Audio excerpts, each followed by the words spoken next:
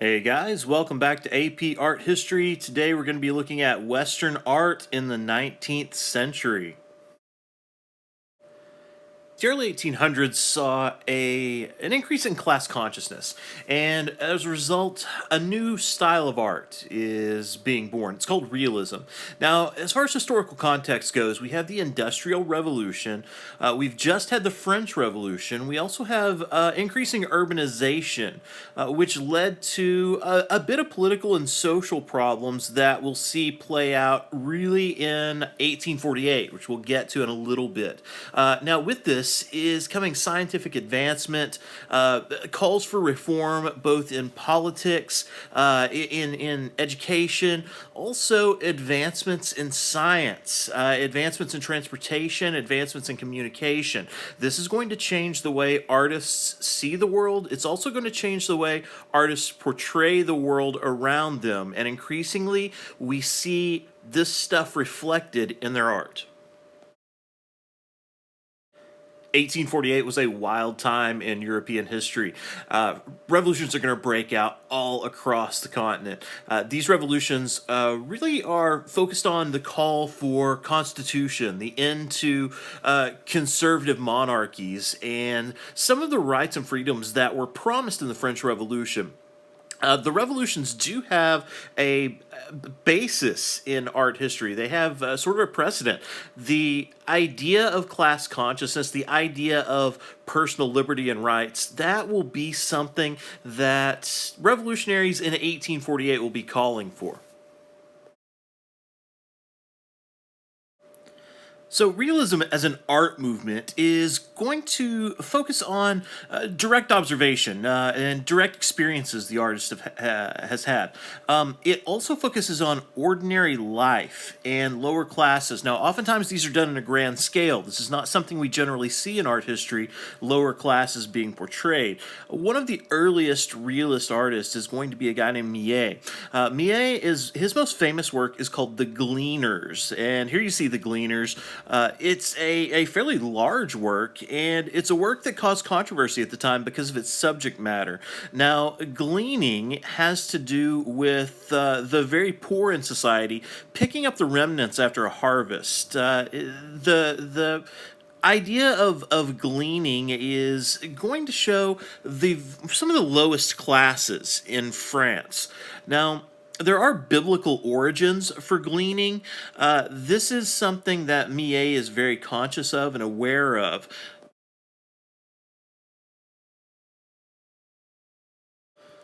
Unlike most works we've seen, the main action of the scene is actually in the background. And notice how light the background is. And remember some of the ideas we had about the use of light and color within art.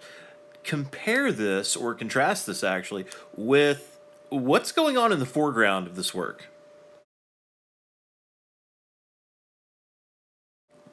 The monumental figures in the foreground are really a call to understand the economic disparity within France following the French Revolution. Now, the audience of this, we have to remember the audience. It's not the poor themselves. This is something that is to be viewed and understood by really the upper classes and is an attempt to have them address these economic inequalities that are present in the country at that time.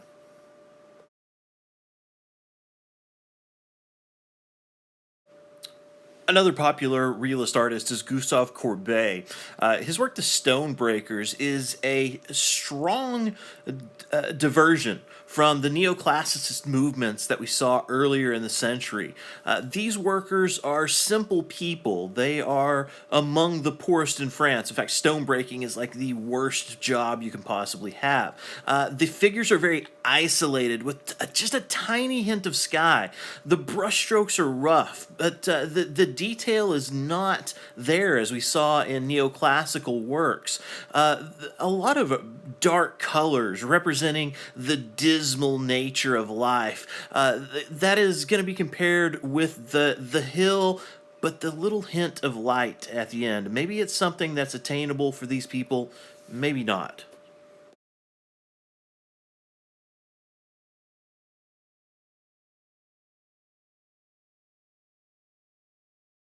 One of the more disturbing works from this era is Slave Ship by Joseph William Turner. An English artist, he was involved in the anti slavery campaigns in the early 1800s. This is eventually going to lead to a worldwide abolition movement in slavery. Now, this painting is based on actual events. A slave ship called the Zong had a group of dying slaves who were sick. Disease was rampant on the boat, and the captain actually threw the slaves overboard to collect insurance money, claiming the slaves were lost at sea in a storm. This documents, in a way, the outrage of this incident.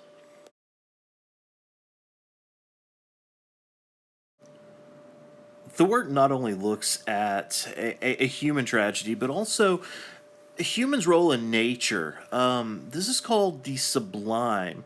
The sublime deals with how nature is overpowering and uncaring, and nature just is. Humans are at its mercy. Notice some of the really disturbing imagery within this painting. The blood in the water. You have shackled hands reaching out from the water. You have fish feeding on people, and in the background, you have the stormy seas, the boat capsizing, and people suffering. This was something that did help spark the abolitionist movement in Britain in the 1840s. A new form of artistic expression is also being created in the 1800s. That is photography. Now, the big question going forward is photography, is it art? And artists will say, yeah, absolutely. But it took a while for it to catch on. Now, one of the early practitioners of photography was a guy named Louis Jacques Daguerre. Daguerre is going to create a method for capturing images much more quickly and clearly than had been done before. This has a precedent in history. The camera obscura was a type of lens device used by artists since the Renaissance. Now, we have this light sensitive material being created in the 1800s. Daguerre rather had been a painter and a printmaker in Paris, and he is going to be able to create these things called daguerreotypes that will really set photography off on the path where it becomes a realistic means of artistic expression. One of the early celebrated photographers in France was a guy who went by the name of Nadar. Nadar is depicted in this lithograph from Henri Dormier called Nadar Raising Photography to the Height of Art. As an early pioneer of portrait photography, Nadar was tapping into a new customer base. Actually, his customers were average folks. People could afford photographs on occasion. It was a way for regular people to have a piece of art. Now, Nadar in this lithograph is shown as a mad scientist in his hot air balloon, the Giant. He is a pioneer in aerial photography. The lithograph also acknowledges the growing popularity of photography. Look at the bottom of the image. On this image, you see lots of photography studios. This is Domier's way of saying, yeah, photography is becoming more and more popular across France, and as we move forward, it will only become more so. Daumier himself was a painter, sculptor, and printer, but his greatest popularity actually came from his role as a caricaturist. As a caricaturist, he was very much a social critic of his time, especially of France's king, Louis Philippe. And here, Louis Philippe is shown as Gargantua. Gargantua was a character in these little dirty novels in France that never got full. At the bottom of the work, you see the poor of France giving all their money, giving in their taxes, and that money is being shoveled into Louis Philippe's mouth, and he is literally just crapping out bad policies that do not help the poor, but simply help the elites within French society. Daumier got in a lot of trouble for this. He actually spent about 6 months in jail for this very work. The final work we'll look at in this segment is Edward Muybridge's Horse in Motion. This is a precursor to film, actually.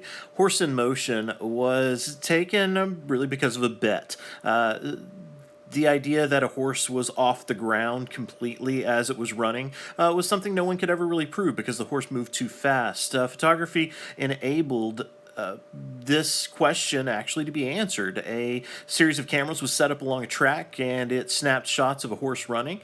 And we found out that yes, in fact, all the horse's legs are off the ground at some point. Now, Muybridge himself has a very interesting biography. You should check that out. It strangely enough, has an Arkansas connection.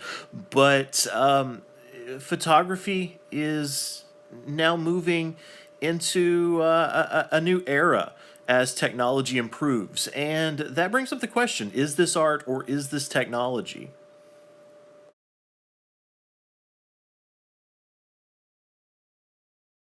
Thanks for joining me today in this look at Western art in the 1800s. Next time, we're actually going to continue with Western art in the 1800s and move on to some things that I think you'll like. So check back in.